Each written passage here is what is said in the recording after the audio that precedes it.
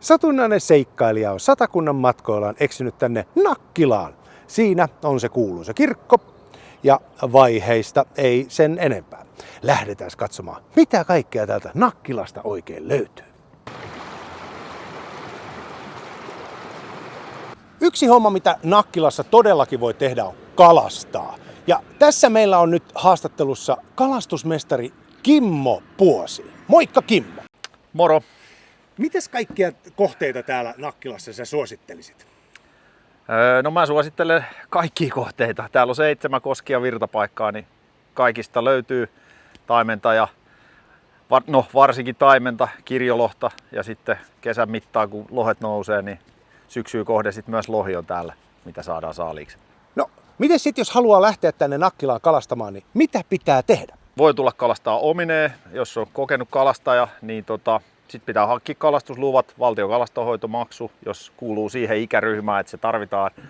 Sitten Nakkilakoskille myydään omat kalastusluvat, eli täältä saa sitten joko päiväkorttia tai kausilupaa. Entäs sitten jos se ei ole omia vehkeitä? Meillä on kalastusopaspalveluita, ollaan toimittu jo 10 vuotta täällä Nakkilakoskille.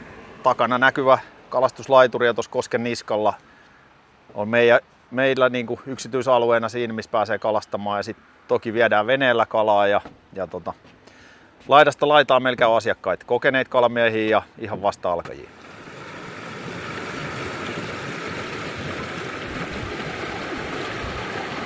Halutessaan Nakkilassa voi vuokrata vaikka tällaisen kajakin, tai siis tämmöisen kajakin voit vuokrata vaikka Marjalta. Moikka Marja! No moikka!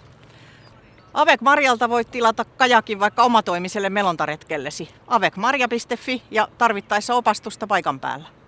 Jaha, ja sitten lähdetään. Sitten lähdetään.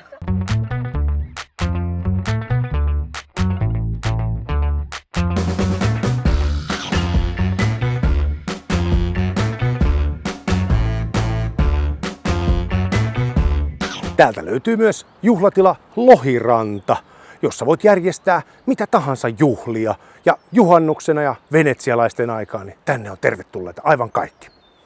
Täällä Nakkilassa on myös aivan mahtava kesäteatteri. Tänä vuonna ohjelmistossa Yökoulu ja Hirveä hammaskeiju sekä Hurmaava joukko itsemurha. Katettu katsomo, 370 henkeä menee.